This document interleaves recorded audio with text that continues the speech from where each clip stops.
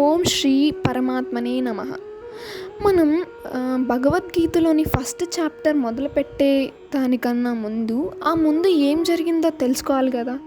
So తెలుసుకుందాం. పాండవులు 12 ఏండ్ల అరణ్యవాసం, 1 సంవత్సరం అజ్ఞాతవాసం పూర్తి చేసుకున్నాక రాజ్యం కోసం దుర్యోధనుడి వాళ్ళ దగ్గరికి వెళ్తే అసలు రాజ్యం ఇవ్వనంటే ఇవ్వము అని చెప్తారు. సరే ఇక ఏం చేద్దామనేసి కౌరవులు పాండవులు ఇద్దరూ కలిసి యుద్ధం చేయడానికి సిద్ధమవుతారు. సిద్ధమైనప్పుడు ఏంటి, దుర్యోధనుడు అలాగే అర్జునుడు ఇద్దరూ కలిసి శ్రీకృష్ణ భగవానుడి దగ్గరకు వెళ్తారు. ఆయన నిద్రిస్తుండడంతో దుర్యోధనుడు కృష్ణయ్య తల దగ్గర కూర్చొని ఉంటాడు. అర్జునుడు వచ్చేసి కృష్ణయ్య పాదాల దగ్గర కూర్చొని ఉంటాడు. అప్పుడేంటి, శ్రీకృష్ణయ్య కళ్ళు తెరవగానే అర్జునుడే మొదటగా కనిపిస్తాడు.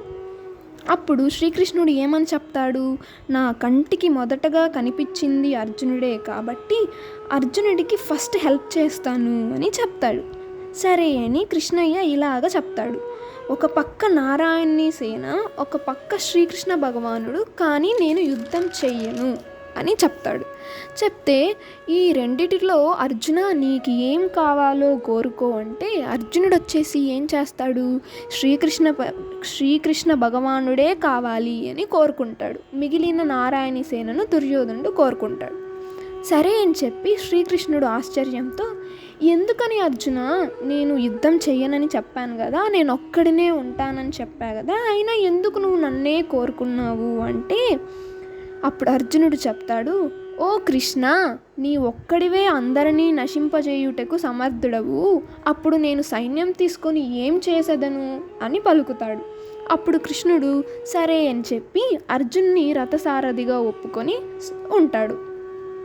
ఆ తరువాత కృష్ణుడు ఎంత సంధి చేయాలని చూసినా కూడా దుర్యోధనుడు సూది అంత భూమి కూడా నేను పాండవులకు ఇవ్వనంటే ఇవ్వను అని మొండి పట్టుగా కూర్చుని ఉంటాడు.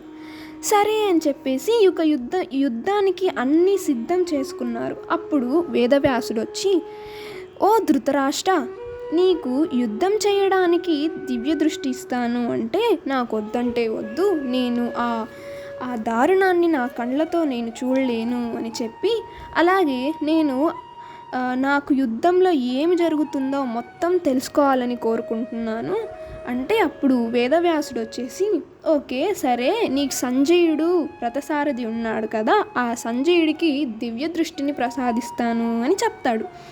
అప్పుడు ఈ సంజయుడికి నీకు యుద్ధంలో ఏమేం జరుగుతుందో మొత్తం అన్నీ వివరిస్తాడు.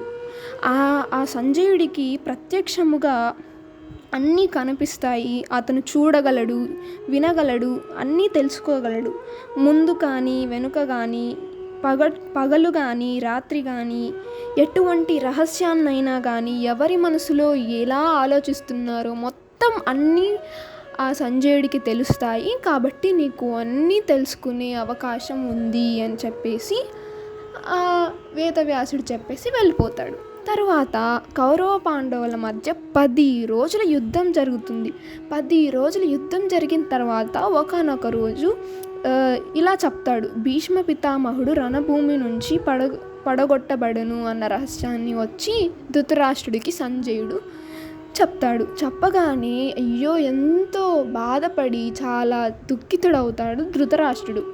అప్పుడు అడుగుతాడు, ఇప్పుడు ప్రజెంట్ సిచ్యువేషన్ ఏంటి, ఏం జరుగుతుంది యుద్ధంలో అంటే సంజయుడు మొత్తం వ్యూహరచనలన్నీ కూడా ఎక్స్ప్లెయిన్ చేస్తాడనమాట. అప్పుడు ధృతరాష్ట్రుడు వచ్చేసి ఇలా అడుగుతాడు, ఫస్ట్ నుంచి ఇప్పటి వరకు యుద్ధంలో ఏమేం జరిగిందో నాకు క్లియర్గా ఎక్స్ప్లెయిన్ చెయ్యి అని చెప్తాడు. అప్పుడు సంజయుడు ధృతరాష్ట్రుడికి మధ్య జరిగిన సంభాషణ నుంచి స్టార్ట్ అయ్యేదే శ్రీమద్ భగవద్గీత. అప్పటి నుంచి ఫస్ట్ శ్లోకం వచ్చేసి ధృతరాష్ట్రుడికి మరియు సంజయుడికి మధ్య జరిగేటటువంటి సంభాషణ. Thank you, bye bye.